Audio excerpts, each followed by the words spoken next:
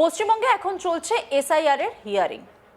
আর এই এসআইআর পর্ব যবে থেকে শুরু হয়েছে তবে থেকেই রাজনৈতিক মহলেও ব্যাপক চর্চা চলছে। এবার তৃণমূল সুপ্রিমো তথা রাজ্যের মুখ্যমন্ত্রী মমতা ব্যানার্জির এক বক্তব্যের প্রেক্ষিতে সংবাদ মাধ্যমে প্রশ্নের জবাব দিতে গিয়ে রাজ্যের শাসক দল ও রাজ্য সরকারকে নিশানা করলেন রাজ্যে বিজেপির সভাপতি শ্রমিক ভট্টাচার্য। সংবাদ মাধ্যমের তরফে শ্রমিককে প্রশ্ন করা হয়, মমতা ব্যানার্জি বলেছেন এসআইআর এর কারণে যত মানুষ জানে শেষ হয়েছেন ও হয়রানির শিকার হয়েছেন তাতে নির্বাচন কমিশনের বিরুদ্ধে কেন এফআইআর হবে না। এর উত্তরে মমতাকে নিশানা করে শ্রমিক বলেন, আগে তিনি প্রশ্নের উত্তর দিন যে তার দলের বিরুদ্ধে, তার পুলিশের বিরুদ্ধে কেন এফআইআর হবে না। এসআইআর নিয়ে কোনো আলোচনা করবার মতো উৎসাহ আমাদের নেই।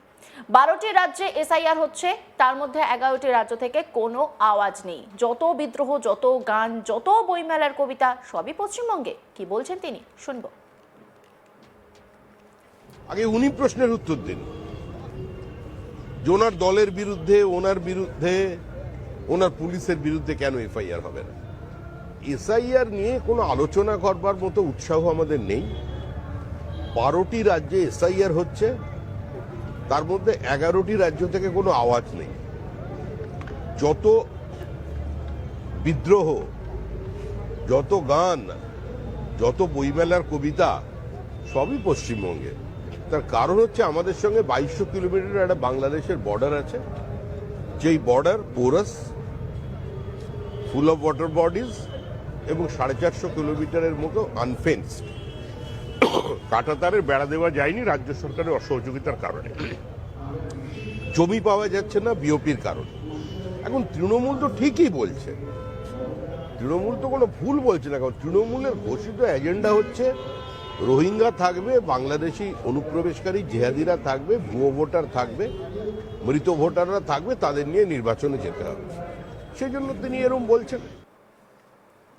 এর আগে শ্রমিক বলেছিলেন, নো এসআইআর নো ভোট। পশ্চিমবঙ্গে নির্বিঘ্নে এসআইআর কে সম্পূর্ণ করতে দিতে হবে। আমাদের বিএলওরা যে ফর্ম 7 জমা করতে গিয়ে আক্রান্ত হয়েছেন, রক্তাক্ত হয়েছেন, বাড়িতে আগুন লাগিয়ে মারার চেষ্টা চলেছে, যেভাবে বিডিও অফিস ভাঙচুর হয়েছে, যেভাবে রাস্তা অবরোধ করে টায়ার জ্বালানো হয়েছে, কিছু ব্যক্তিকে আজকে হয়রানি করা হয়েছে।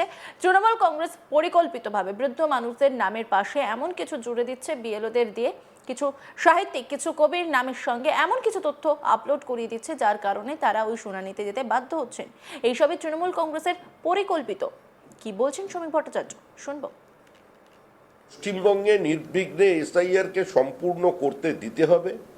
আমাদের বিএলএ2রা যে ফর্ম 7 জমা করতে গিয়ে আজকে আক্রান্ত হয়েছেন, রক্তাক্ত হয়েছেন, বাড়িতে আগুন লাগিয়ে জীবন্ত পুড়িয়ে মারার প্রচেষ্টা চলেছে, যেভাবে বিডিও অফিস ভাঙচুর হয়েছে, যেভাবে রাস্তা অবরোধ করে টায়ার জ্বালানো হয়েছে, যেভাবে বিএলওদের দিয়ে পরিকল্পিতভাবে ভুল তথ্য আপলোড করে সমাজে প্রতিষ্ঠিত কিছু ব্যক্তিকে আজকে হয়রানি স্বীকার করতে বাধ্য করা হয়েছে।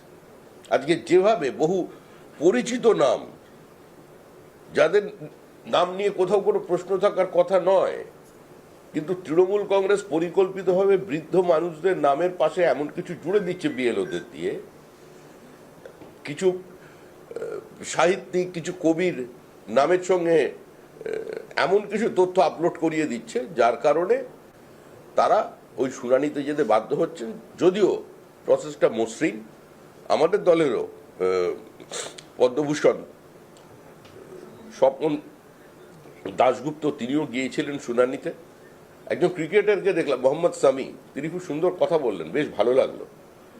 যেটা দেশের জন্য হচ্ছে, আমি এসেছি, কোথাও কোনো সমস্যা হয়নি, প্রত্যেকটা মানুষকে আসতে হবে, কিন্তু যেভাবে এই বৃদ্ধ মানুষজনকে হয়রানি করতে হচ্ছে, এটার জন্য দায়ী সম্পূর্ণভাবে তৃণমূল কংগ্রেস, এবং এটা দেখার দায়িত্ব নির্বাচন কমিশনের। উল্লেখ্য, কিছুদিন আগে শ্রমিক ভট্টাচার্য দাবি করেছিলেন খোদ মুখ্য নির্বাচন কমিশনার জ্ঞানেশ কুমার নিজে রাজ্যে এসে পরিস্থিতি দেখুন। যদিও এর মাঝে নানা সময় পরিস্থিতি খতিয়ে দেখতে দিল্লি থেকে নির্বাচনী আধিকারিকদের টিম পাঠানো হয়েছে, এসেছেন বিশেষ পর্যবেক্ষকও।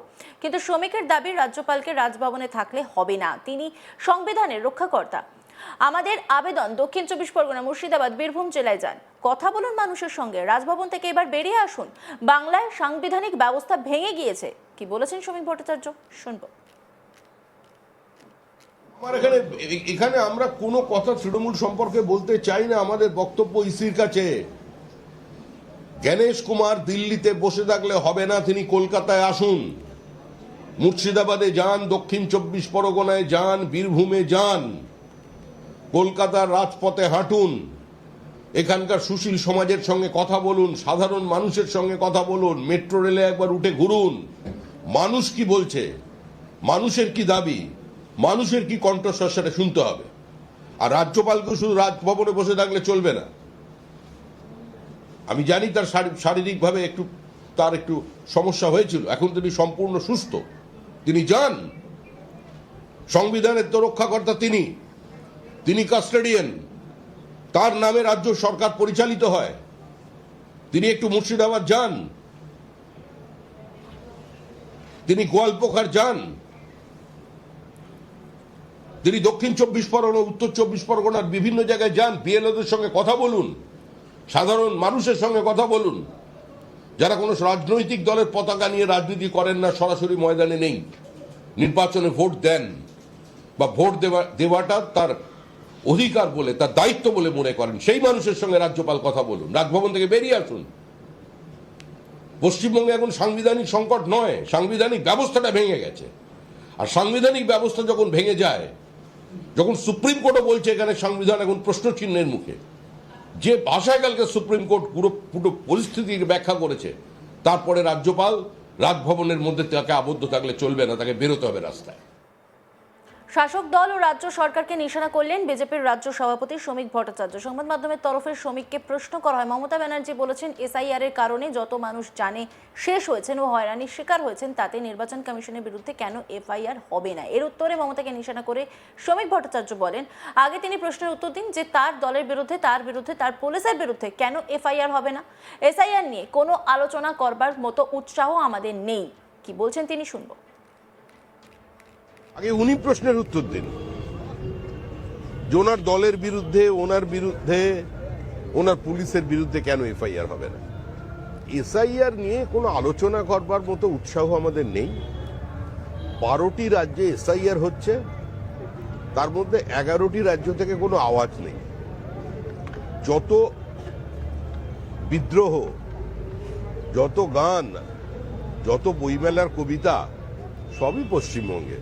তার কারণ হচ্ছে আমাদের সঙ্গে 2200 কিলোমিটার একটা বাংলাদেশের বর্ডার আছে, যেই border porous, full of water bodies এবং 450 কিলোমিটারের মতো আনফেন্সড। কাঁটাতারের বেড়া দেওয়া যায়নি রাজ্য সরকারের অসহযোগিতার কারণে। অন্যান্য খবরের আপডেটের জন্য অবশ্যই নজর রাখুন আজ তাক বাংলার ইউটিউব স্ট্রিমিংয়ে। লাইক, কমেন্ট, শেয়ার এবং সাবস্ক্রাইব করতে ভুলবেন না।